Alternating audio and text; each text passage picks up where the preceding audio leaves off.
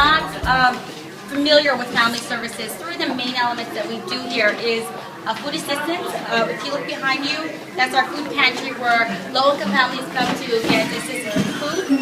Rental and utility assistant. Annually do other events like our back to school drive, which we just finished last week, which we helped about 2,600 students with backpacks and school supplies. The food pantry itself, where we put the bags together for the family. And depending on how big the family is, depends on how large of the food bags they receive. All the folks you see in there are volunteers. We do not have any staff in our food pantry. It's all run from volunteers.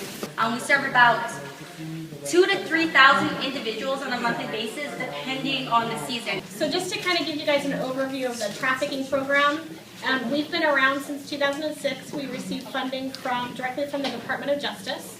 We're the only human trafficking victims program in the state of Nevada that is federally funded.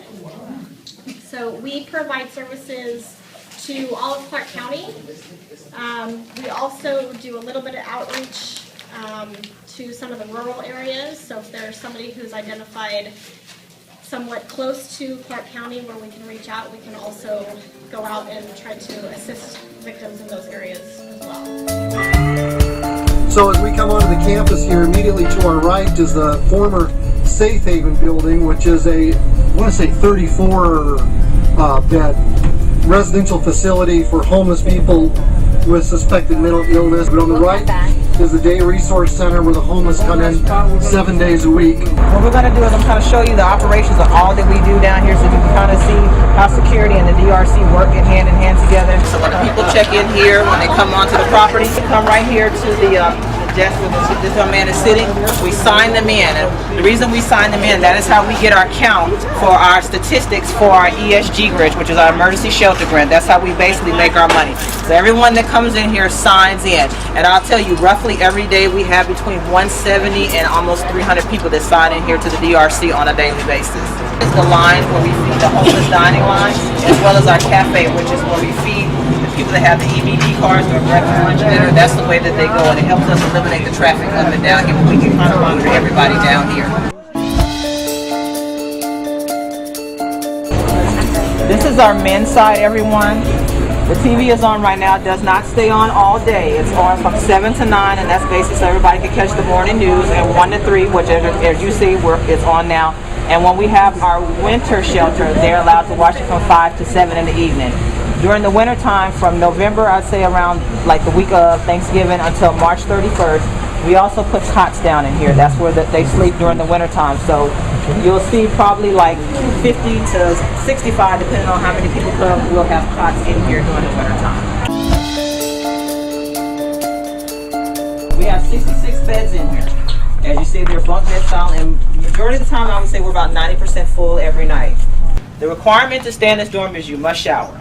When you come in here, before you get your bedding on your bed, you have to shower, and that is a must here. That's how we're able to cut back on the bed bugs. As you see, like I talked about the lockers used to be in here. So when they check out of here at 6:30, they check in at 5:15.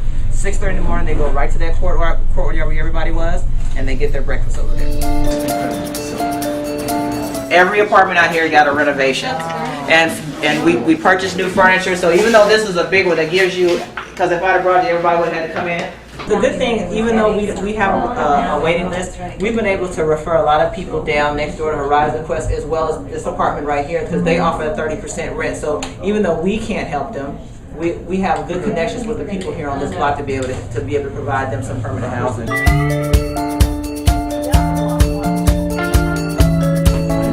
Resident Services Manager for the campus. You are now standing on our Veteran Services side of the facility. Welcome. Okay. Our guys, they do a lot to help all our homeless veterans. The 66 beds over here, and we're at right around 63% just for the vocation. How can you get a job without an address, without a residence, without a place to shower? So that's one of the components of our vocational program I think we don't talk about enough. Our Wall of Fame is are our culinary graduates from previous sessions, starting way back in 1997. So we're very excited that this has been a consistent program for us. And to date, we graduated approximately 500 culinary students.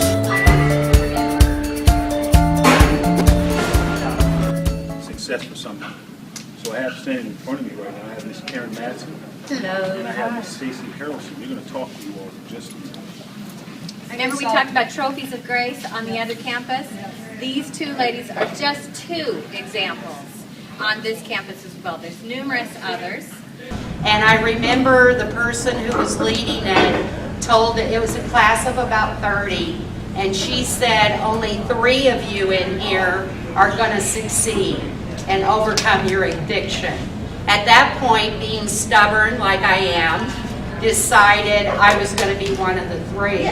And now I've had 8 years clean. So it did occur to me also that I could be clean and sober the rest of my life, but it wouldn't make a difference if I only lost my soul.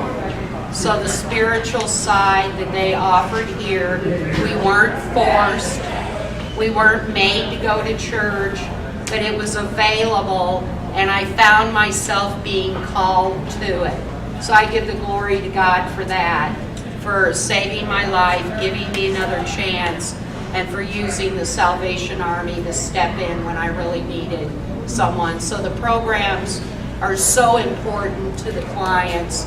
Most of them don't have anyone. I just want to say thank you. Thank you guys so much for your support. I thank God for the Salvation Army. Because somebody reached out their hand to me. They didn't have to, but the Salvation Army did. So I just want to say thank you for your support, for all the things that you have done for the Salvation Army.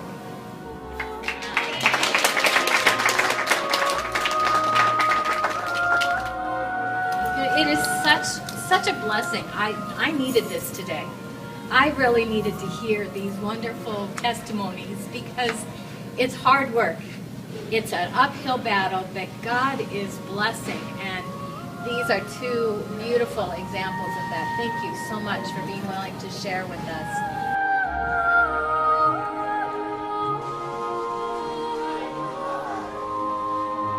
We're convinced that people's lives change more consistently and better if they have a relationship with Christ.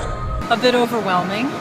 I mean, just to see the good that's being done in the city, and I go about my everyday life and I don't even know this is going on. So it's just been a real blessing to see the servant heart and the commitment, the sacrifice people make.